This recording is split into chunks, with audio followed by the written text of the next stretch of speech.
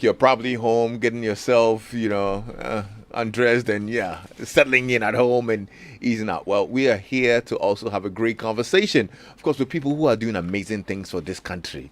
Yeah, I've got one such amazing guest this evening on Personality Profile. You'd love to meet him. So welcome aboard. Settle down. This video is live on our Facebook channel, on our Facebook page. You can go out there and share it if you want to join via video. You're probably driving home and you get home and you want to, follow the conversation. Don't worry. Just get onto Facebook and you see the live video. You can watch it whilst in your living room, in your bed, wherever it is you are. If you have friends out there you'd want to share it with, you can copy the link and share it in your WhatsApp groups and all, so they get to know my guest. He's a good man. You would want to meet him. Yeah. So welcome aboard to Personality Profile on Joy 99.7 FM. Like I said, this brother is a very industrious one. Yeah. I mean, I've been trying to get him in here and he's actually roaming around the world, the globe. He's like a globe trotter because he's hardworking and very good at what he does. Yeah. Passionate about building multi-generational African businesses and achieving job-based economic growth in Africa through developing partnerships, businesses, and people.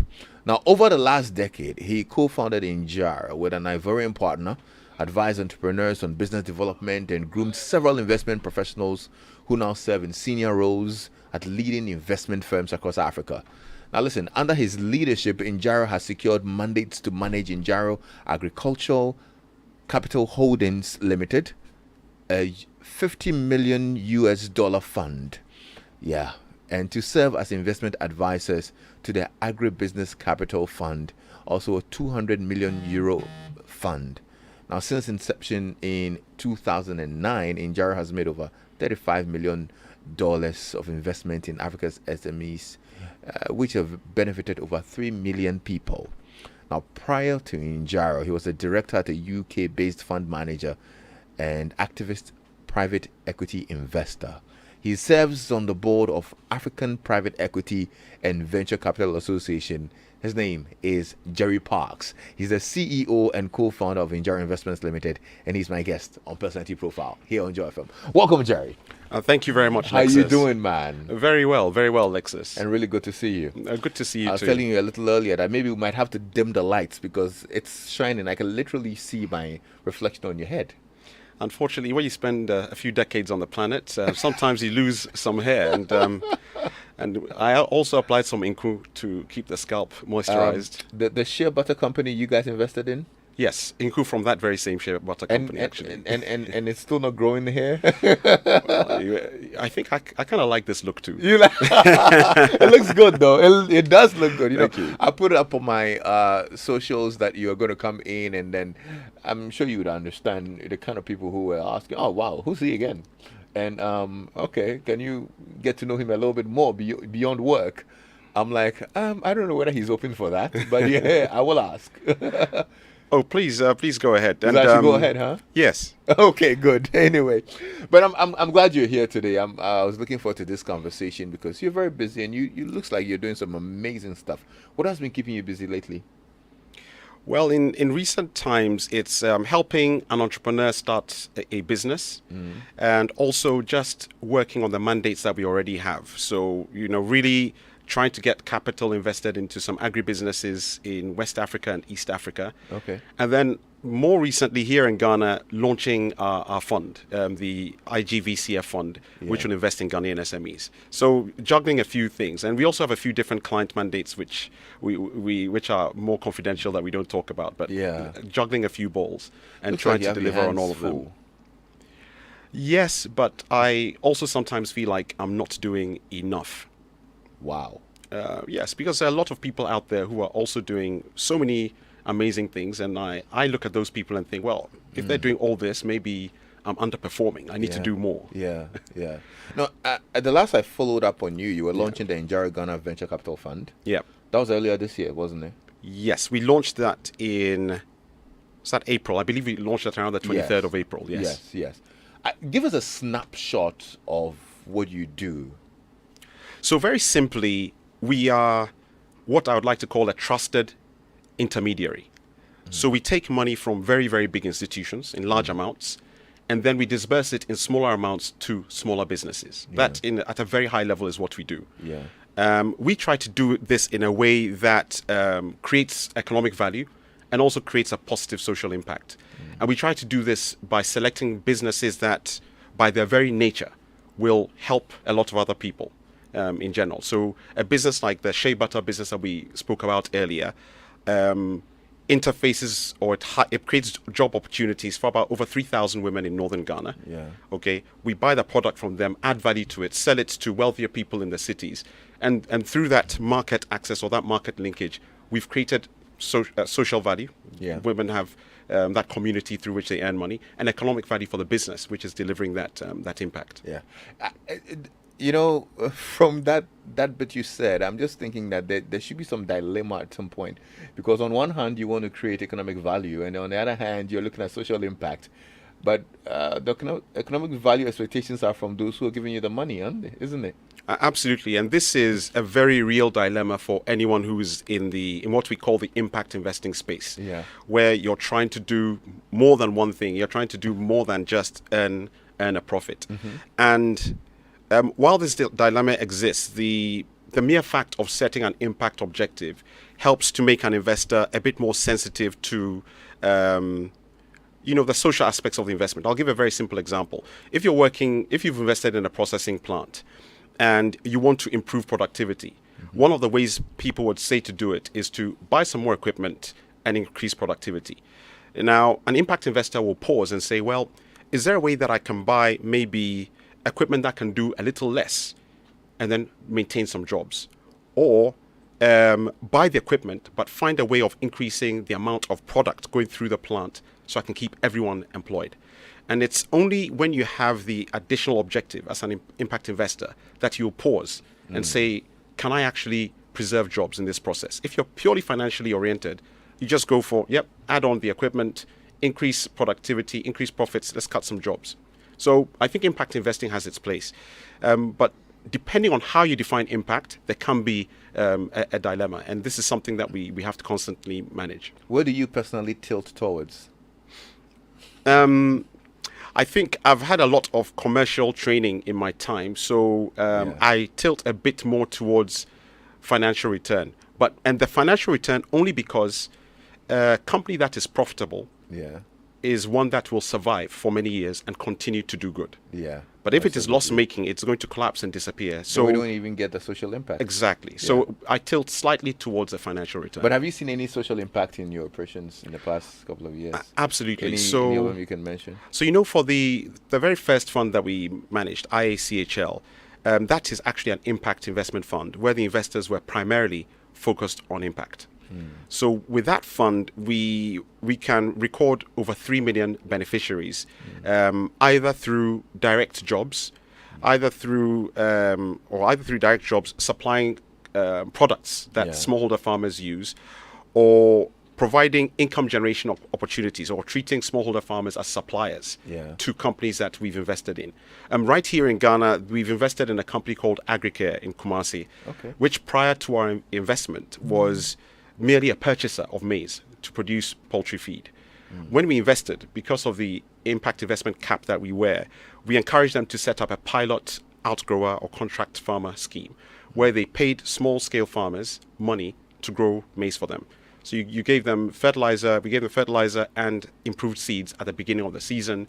They then planted this at a higher yield, which meant that you get a lower cost. And that lower cost that maize was then bought at a lower cost by Agricare.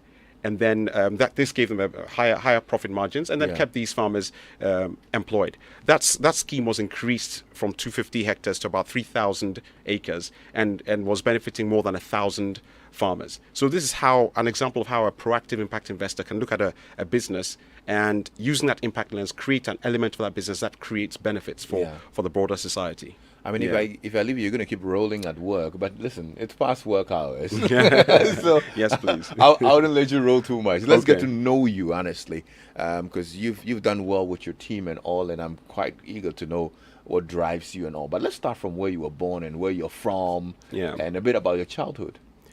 So I would say I'm from Ghana. I'm from Jamestown. Fortunately or unfortunately, I was born outside of Ghana and moved back home at age 6. Okay. I attended primary school in North Kaneshi at Anne's Preparatory School. Yeah. After which I mandatorily, I should say, had to go to Achimota Secondary School. I still have a vivid memory of my father standing me in front of the gate of our house, pointing me at the tower of the administration block, which was visible from our gate, and saying, "That is Achimota School, and that is where you will be going to secondary school." There was no discussion about it. That was it. Yes. I mean, he didn't know of Presec, Legon, the best school in Ghana. He allowed me to put it. He allowed me to choose it as my second choice school when I was doing common entrance. I was expecting a Presec dig, so I was waiting to hit you with that. I didn't really choose it as my second choice. I was joking. I'm just curious what brought you back to Ghana at 6 years. So my parents met and got married in the UK. They had their first two children in the UK. And my father decided that he wanted his children to grow up in Ghana so that we would all feel Ghanaian. Really? Yes. So that we would feel that sense of patriotism and affinity to Ghana, so that whatever happened to us in our lives later on, we'd ultimately want to come back. And I think that worked, because after growing up over here, Achimota School actually started KNUST. Okay. But I left part of the way through that course due to strikes that were happening back in those days to finish off my education in the UK. But I think I was one of those who, even as I was leaving, I knew one day I had to come back. Because I really wanted to dedicate the early years, or some of the early years of my career, towards doing something that would help build Ghana and Africa as a whole. Wow. Yeah. No, good stuff. Now, Achimota, what did you learn? What did you study in Achimota? So I was a science student, so all the way through to A-level. I did physics, chemistry, and mathematics. Then I ended up starting, I did national service in Adan Secondary School, teaching physics and maths, which was great fun, one of the most fun years of my life. And then after that, I was admitted to KNUST to study electrical and electronic engineering. Was this your childhood passion? I'm actually quite pragmatic. I just looked at the two subjects in which I had the best grades for A-level, and I chose electrical and electronic engineering. There was no career path you probably wanted to pursue as a young child? No, not. I mean, I think like every young boy, I probably dithered between being a pilot, being a doctor. But I didn't really think about careers when I was very, very young. Yeah. And I have to say that it's only around A-level, when I had to start choosing a subject for university, that I started thinking, well, maybe I should be an engineer. But even then, I wasn't really convinced that I would spend my entire career as an engineer. Why so? Well, that evolved over time. But initially, and I think I always like to set long-term goals for myself. So even as I was going to do engineering, I had to set myself a bigger goal that would kind of motivate me to try to study hard to be an engineer. And back then, in the 90s, Ghana did not have a very high telephone penetration. We only had our landlines, and I think there was probably 2 lines per 1,000 people or something. So as my big goal, I said to myself, well, one day I'm going to help increase mobile phone penetration in Ghana. And therefore, it gave me a stronger argument towards being an electrical engineer. So that was my motivation. I went in there and I did that. Now, by the time I transferred to university in the UK, I think mobile phones had been introduced by other companies, and my chance to be the pioneer in that field was gone. I met some interesting people in undergrad, some of whom were studying economics, etc. And I got thinking, wait, maybe in the future I'll end up doing something that is more business oriented. I didn't quite know what at that point. But my first job was in engineering as a software engineer. And while I was doing that job, I had a personal experience with a friend that I was helping out that convinced me that I needed to become an investor. Wow. What was that? So this friend of mine, of blessed memory, was running a business that was processing a chemical called kaolin. It's this white powder they dig out under the ground in the western region. And it's some kind of filler chemical that is used by companies like Unilever. Okay. And he was having some operational problems, and we were friends back in tech, and he saw me as a problem solver. So he called me in to help him debug or solve what the issue was. And it turned out that the issue was a finance problem, right?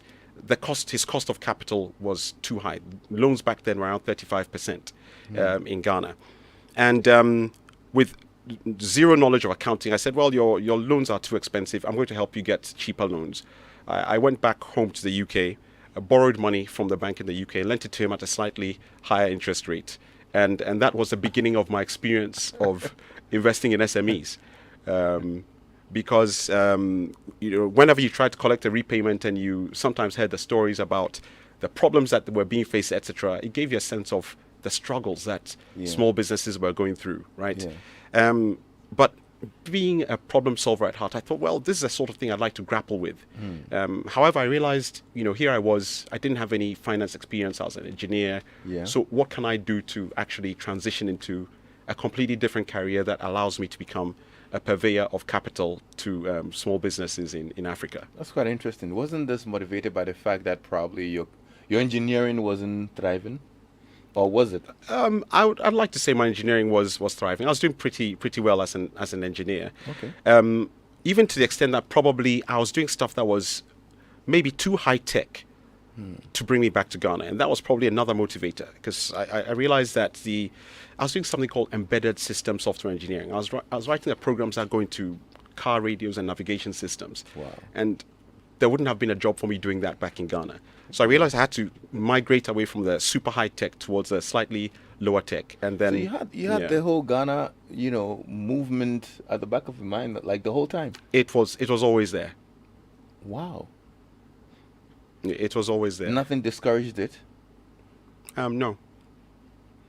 I mean, I feel like other Ghanaians had committed their lives to this country before us, to create the beautiful country which we live right now, which is respected around the world in many fields. And the responsibility lies on us, the current generation, to also do something to build for the next generation, and hopefully create a country where our children would want to live rather than run away from. Yeah. You're not discouraged by the fact that you had a friend who was actually even, suffering the woes of the credit system and was affecting his business and all of that? No, I wasn't. And actually that friend eventually ended up doing pretty well and becoming quite wealthy in Ghana after moving to a different type of business. So probably just a reminder that even if when you're going through a tough time in one business, you should be present enough to learn the lessons that struggle is teaching you, so you can apply it to the next business or the next opportunity and come out with a better result.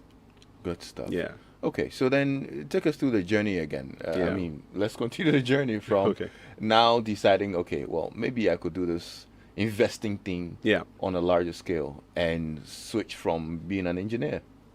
Yeah, so I mean, the first thing was to move from a purely engineering role into a consulting role.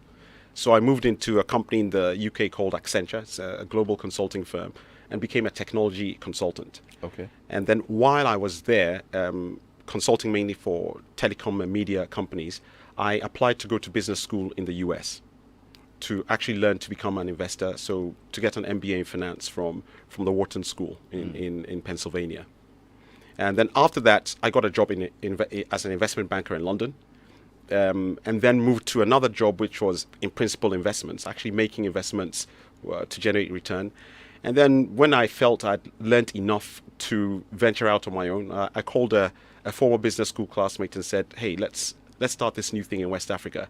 As a private equity fund manager, try to raise some money and invest money in smaller businesses. So that's pretty much how it started. Interesting. How long did you have to stay in finance and investment before you decided, okay, let's go back to Africa?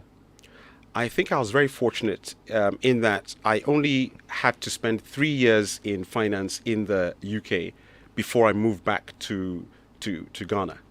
3 years? Yes.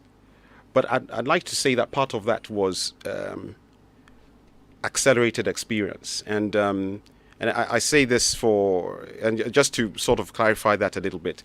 When I was joining my first job at the UBS investment bank in London, I was given the choice of two groups to join. One of the groups they call the industrials group, in which you will do maybe one or two very big deals a year, and you can still earn a nice bonus and have a comfortable life. Or I could have joined the healthcare group, in which you'd probably have to do 6 or 7 deals in a year, extremely stressful, high volume. But I was there for a reason. I was there to learn. And I felt that I needed volume to learn. Yeah. So I chose the tougher group to go into, the healthcare group. So I was actually a banker in the healthcare group, which was absolutely, brilliant in its own way, but manic in several ways. I spent 18 months working 18-hour days, 6 days a week. My family barely saw me. Sometimes I wonder whether my wife remembered what I looked like. But in terms of learning, it was absolutely amazing. And once I felt I'd learned enough on what we call the sell side, which is promoting investments for sale to other people, I had to move to what you call the buy side, where you are actually responsible for making investments, generating the return, and delivering those returns back to your investors. So these are some of the choices I made to get an accelerated experience. When I moved into the buy side role, I was working very closely with the owner of the business, and I was pretty much his number 2 guy. Anything that needed to get done was just passed on to me, and I just gladly did it because, again, I was learning. I was really trying to learn my craft and gain the experience as quickly as possible. So I'd say in the period of about 12 months, I was hired as an analyst and promoted to director within 12 months. Wow. Because basically I just made myself very useful. I tried to make myself indispensable and reliable. What are the learnings there, if you had to share with anybody? A lot of the learnings are just good old-fashioned Ghanaian values that I was taught as a kid, right? So I think my boss was surprised when one day I had finished my work, and as I was leaving, my boss was still sitting at his desk. In our Ghanaian tradition, a young boy will not leave an older person working while they go home. So I walked up to him and I said, hey, in my tradition in Ghana, I'm not allowed to stop working when my elders are still working. Right. So do you have anything else for me to do? And he was a bit shocked. And I said, yeah, I mean, I'm telling you, this is how I was brought up in Ghana. Yeah. You need to give me some of the stuff to do, because you should not be the last person leaving the office. I should be, because I'm the junior. Yeah. So I led to him giving me more and more and more responsibility. And I just, kept on delivering, working hard, learning. And that is what led to the rapid advancement in that job. Do you see that value being practiced here in Ghana? I would say there are still some of our youth who practice some of these values, and that gives me a lot of hope. But this is not very widespread, and maybe I have the benefit of being surrounded by a great team that we have hand-selected and that we've tried to groom to have a similar mindset, trying to create the world that we would like to live in. Yeah. Using our fellow Ghanaians, and hoping that gradually that those value systems will be maintained and will be spread even wider beyond the doors of Njaro. You mentioned hand-picking your team and grooming them to be what they are today. Beyond the technical skills, what do you look out for? We look out for ambition, diligence, determination, and people who have a long-term vision for themselves, right? One of the questions I ask in interviews is something along the lines of, what are your long-term goals? And please do not give me an answer that is related to Njaro. Okay. Because I would rather work with someone who sees the experience at Njaro as central to them achieving their own personal goal. Because that person is actually motivated to work for their own dream. Mm-hmm. They're only doing it sitting in a seat in Njaro today. But if they are as motivated working for Njaro as I was when I was working for my previous employers, then I know we're going to get a very good output in everything that we do. So I'd rather have someone who's motivated by something that they want to gain for themselves than only by the fact that they're going to earn a paycheck. And that way we are also we're helping each other, right? I'm helping you achieve your goal. You're also helping Njaro achieve its goal. Yeah. So while we're together, brilliant partnership. And even after you leave, we still remain good friends because we've been able to support each other in achieving our different goals. Yeah. Yeah. Have you met some traits that you would want to speak about that are not necessarily good ones? Yeah. I think sometimes you see cases of people trying to run before they've learned to crawl. And I see this as the flip side of confidence, right? So we have a lot of smart young people in Ghana today, and some of them come in expecting to move from, from 0 to 100 overnight, without recognizing that there's a process that they need to go through certain experiences before they get up to the next level. So, I remember having one intern who was like that, and we did not really continue that relationship. So we look for people who have the wisdom to recognize that professional and personal growth is a process, and that one needs to follow through all of those sequential steps. Good stuff. Yeah. If you're just joining in, this is Joy99.7 FM Personality Profile. I'm joining a conversation with the CEO of Njaro, Mr. Jerry Parks, here on your Superstation. We're live on Facebook. If you have questions, contributions, or anything you'd want to say about it, you can send it to us on WhatsApp 055-1111-997. Or if you're on Facebook watching us live, you can actually put in those comments in our comment section, and I'll read some of them out. Okay. Now, you've decided that, okay, I'm done. I've learned enough. 3 years of working hard and gathering all the knowledge that I need. Now let me go back to Ghana. And you said you called up a friend and said, hey, let's go set up in West Africa. What was their response? Well, was there a pull factor? Oh, fortunately, that friend was based in Abidjan, Ivory Coast. Okay. So he was already in West Africa, and I was sitting in London. Okay. So he was already on the ground, and therefore it wasn't too big of a sell to get him to try to do something different. But in starting out, I thought that it would be important to have an Anglophone and a Francophone angle if we wanted to have scale on day one.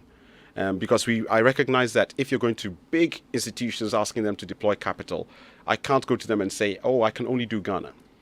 It is much better if I can say I can do the whole of West Africa, and we can do Francophone and Anglophone equally easily. So this was a basis for seeking out my Francophone partner.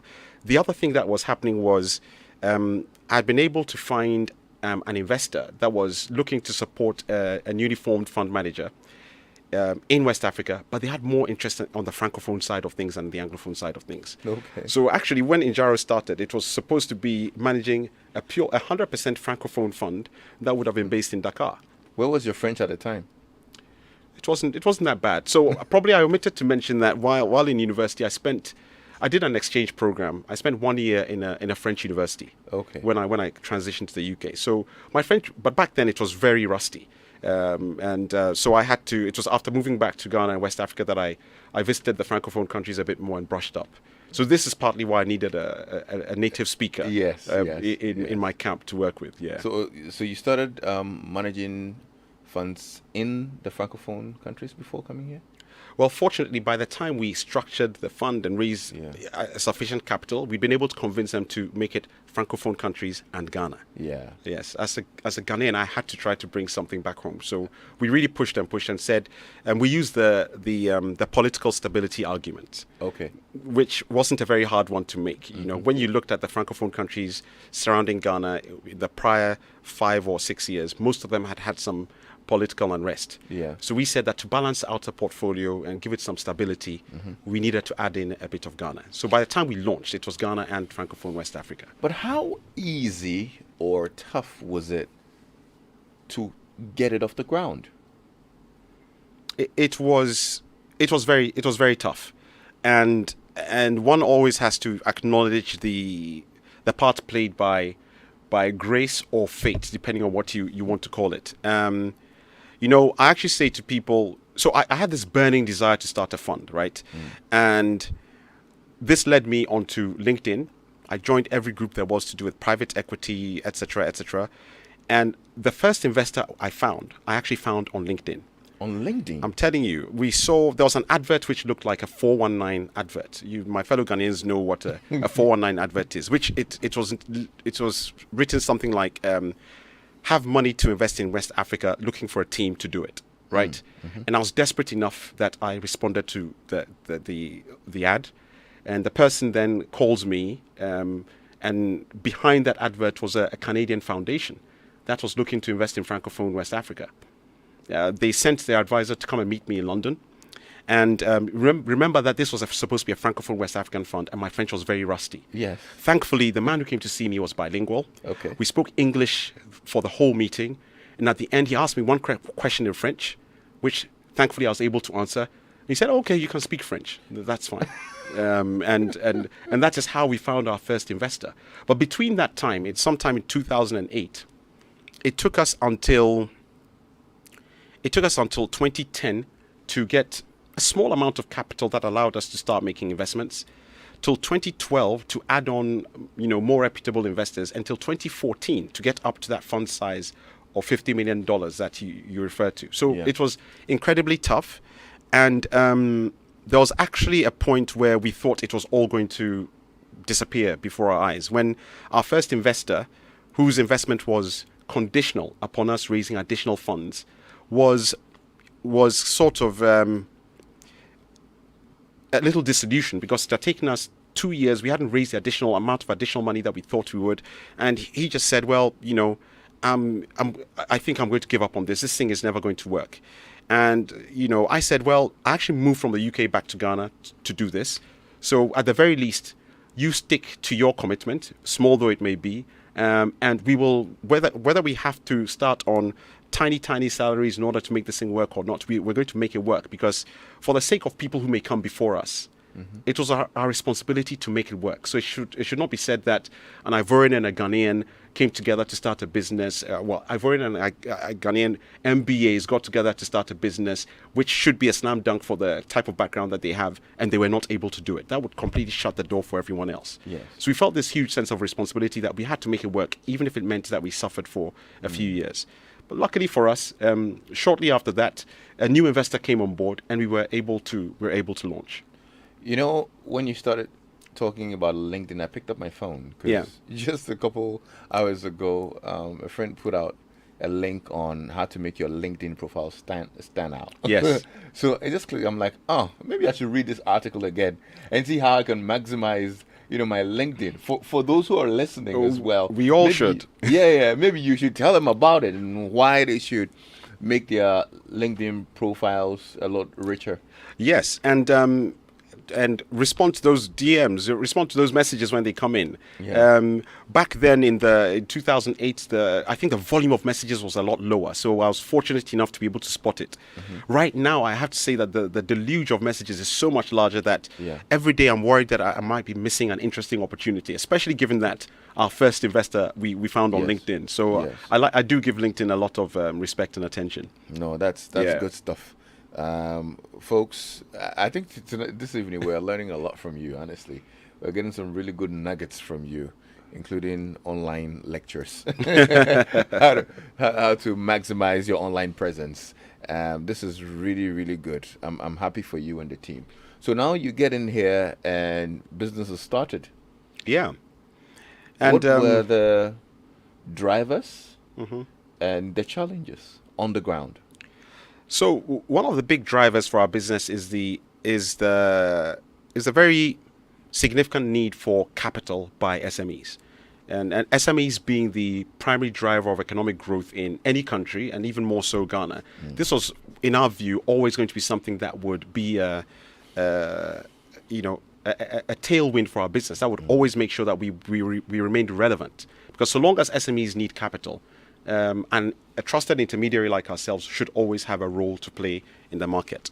So we actually came and, we thought that, given the track record, given the experience that we had, the fact that we had an international investor, Ghanaian institutions should be willing to open their doors and, and give us all the capital that we needed to invest onwards. But what we didn't realize was that they were not really familiar with the private equity asset class, which is the whole industry of taking money from big institutions and investing it in unlisted small businesses. They were not really familiar with it. First thing. Second thing, we did not have a local track record of doing this. So they rightfully said, well, no, we can't give you money. And this led to that long delay that we had in raising money.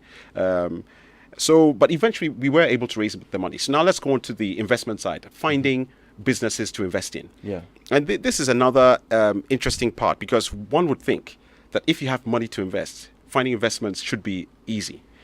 But it's not as easy as you think, because as investors, we're looking for companies that meet certain criteria.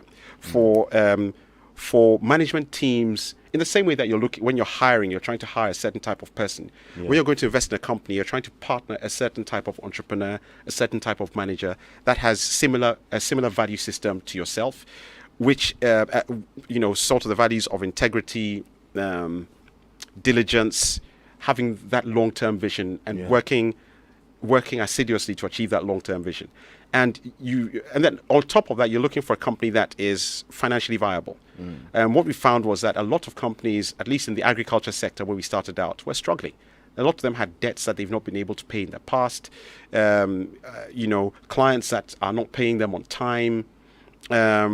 Subject to the vicissitudes of the weather. So, they're doing, rain-based agriculture, which is inherently risky. So we found that there were a lot of challenges finding reliable businesses to invest in. So I'm just a little curious before you continue there. Which one came first? Was it the businesses that are financially viable or the managers that you spoke about and the kind of managers? It is a bit of both. Right now, I'd say we'd focus. It's a tough one because I have to say that we actually swing between the two. Because if we've made investments in a company where the business is good and the relationship with the manager wasn't so great, and we've been able to make money.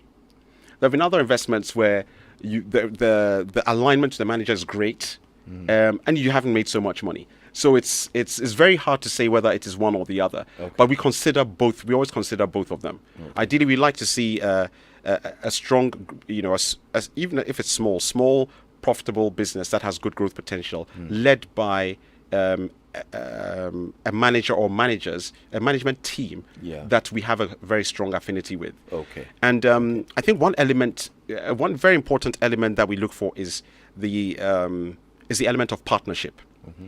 In Ghana and in West Africa as a whole, we have a lot of businesses owned by one person. So that person is a judge, jury, executioner. They make all the decisions. They can never be told that they've made a mistake. No one challenges anything that they say. So fundamentally, they're not. They don't have the habit of being in a partnership. So trying to invest in a company like that is always going to be harder than investing in a company where Lexis and a friend started a business 10 years ago and learned how to work together as partners. So they already have partnership experience between themselves before we come in and join the partnership. Yeah. And if there's one thing that I've noticed that a lot of businesses seem to avoid in Ghana, it is starting as in partnerships. Why do you think that's the case? Once I thought, after thinking about it long and hard one day, I actually attributed it to the series of coup d'etats that we had in Ghana in the 70s. Are you serious? Yes, or maybe even further back. So if you live in a country where people can go and report you to an oppressive government for having different views, then very quickly you're going to revert to a type of behavior where you keep information to yourself. And that forms the core of your personality. It forms the basis of advice that you give to your children, who will be following advice which was relevant for their parents, but it's not necessarily relevant for their generation, for their own generation. Mm-hmm. So I've had so many friends say to me, "Yeah, my father said I should do it all by myself. I should not admit any partner." But they never asked their father why. Now, their father had a good reason for doing that, because information about his business could have been revealed to someone that could have led to the incarceration, the expropriation of the business, or whatever would have happened in those days when times were very different.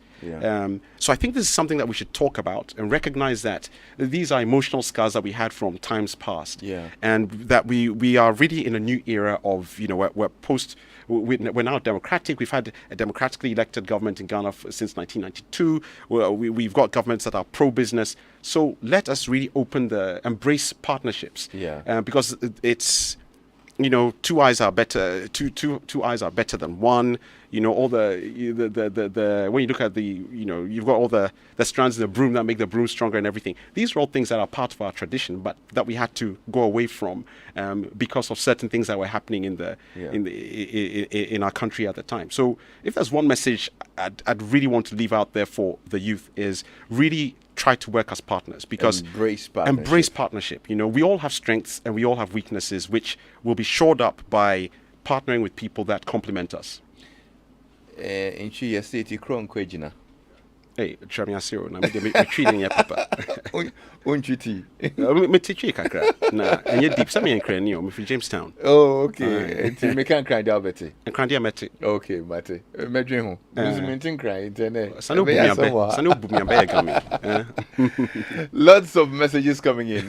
You can WhatsApp us on 055-111-11997. If you're on Twitter, hashtag is Drive on Joy. You can send in a message.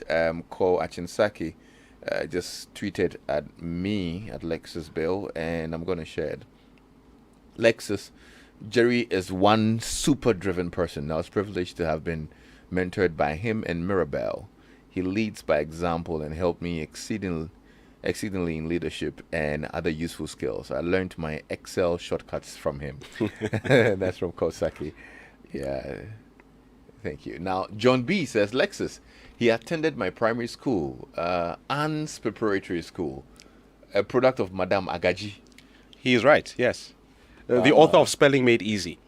Oh, wow. Yes. Wow. Madame Agaji. Yes, Madame Anna Agaji, who used to stand in assembly and teach us English phrases and how to pronounce English words properly. Is it? Yes. At assembly? Yes, at assembly. She cared that much about English. Do you recall any of the things the specific things she taught you? Well, one of the interesting ones is that she made us pronounce plantain as plantain, as in fountain. But I still say plantain though. You rebelled. Yes. Good evening, Lexis. Tell Jerry I know Northern Region well. Stayed and schooled there. I've procurement background and PR also. Can I join his team for the shea butter business? Okay. Oh, wow. I'm sure my colleagues can reach out to him. The people responsible for the shea butter business can reach out to him. Okay. This is visible on your page, right? Yes. Okay. Yes. It is on our WhatsApp page, so we can actually. And you see, Core is now CEO of Republic Securities. Yes. Yes. Wow. Good stuff. You've done. I'm really proud of that. Yeah. You've mentored a lot of people. Maybe you should give us some leadership nuggets as well. I mean, for leaders, and you've seen it all. You've been through it all. If you had to share some leadership nuggets with people, what would you say? The first I would say is, and probably Core has helped me on the first one, is to be the change that you want to see, and that speaks to leading by example. A phrase I often use in the office is, "I'll never ask you to do anything that I have not done before." Or that I cannot do myself. And, so this is why I think I picked a business school where I could learn the hands-on skills so that when I come back to Ghana and set up a company, I can pass on hard skills that people can actually use. So that's the first one. The second one is it's a team, right? It's all about the team. Again, at Injaro, one of the phrases that I like to use often is that our job isn't about Jerry being right. It is about Injaro as an entity being right. So what that means is if I am wrong in an assumption or in a decision or in a direction I'm taking, and a new hire joins the team and has the right answer, so long as that person can demonstrate why that answer is right and mine is wrong, we prefer to take that approach because that ensures that Injaro does the right thing.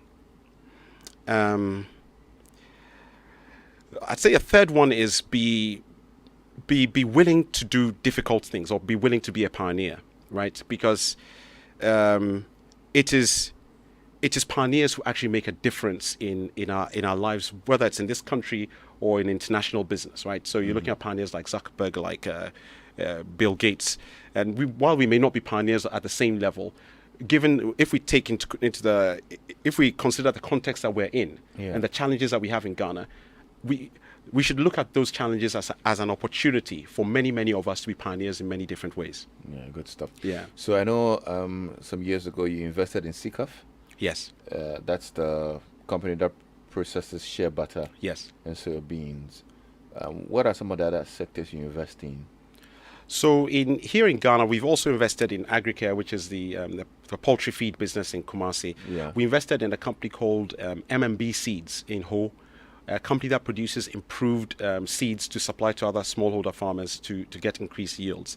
In Ivory Coast, we've invested in a soap business that is fully integrated all the way from crude palm oil down to soap manufacturing. So they make low-cost soap for sale to people at the bottom of the pyramid. We have another fund that has recently invested in a coffee business in Uganda. Okay. We've invested in a mango producer in Cote d'Ivoire, a Okay. pineapple producer in I think in Benin. Right now, I'm beginning to lose track of all of the investments that we've made. But it looks like a Yes. bulk of it is in agribusiness. Yes, because we cut our teeth in agribusiness. The first two funds that we're managing, the IACHL and the ABC fund, are both business funds. Yeah. So the new fund that we've launched, IGVCF, is a multi-sector fund, which effectively is bringing us back to where we were hoping to start from. We made a pragmatic decision when we started out to invest in agriculture, because that is where investors were willing to disburse capital around the time that we started out. I mean, Ghana's economy has been tumultuous in the past couple of years. Yeah. How has it affected your business? So I'd say, interestingly, the agriculture sector and sectors that were linked to what I call local value chains, where your raw materials are mainly local, did very well. So we actually saw improved performance in most of our businesses here in Ghana during the COVID pandemic. Wow. Because you had international supply chains disrupted. Yeah. So the competing imported products disappeared or were not easily available in the market. Yeah. So local manufacturers who were supplying to the local market did a little better. And we happened to be invested in some of those Yeah. pre-pandemic. Oh, that's good. Yeah. Amazing. You know, what has life taught you? Biggest lessons? I think one of the biggest lessons I've learned is that every human being has value, and you can take inspiration from every other human being around you. So based on that, one of the most important things is to be a constant learner and to listen, watch, and learn from everyone and from everything around you. Probably the other thing that I've learned is the power of writing down goals. And in business school, they made us do this exercise where you're supposed to write down what you hope to achieve in 10 years, which we did as an academic assignment. And then I think sometime about 6 years ago, while I was looking through my old business school files for something to use for team development, I came across this the statement that I'd written. And Lexis, I read it and I had chills, because literally everything that I'd written on there, I had done. Wow. But this is stuff that I had written and forgotten about. Yeah. I'd written it and forgotten about it, but even though I'd forgotten about it, I think the subconscious had Yeah. imprinted it Yeah.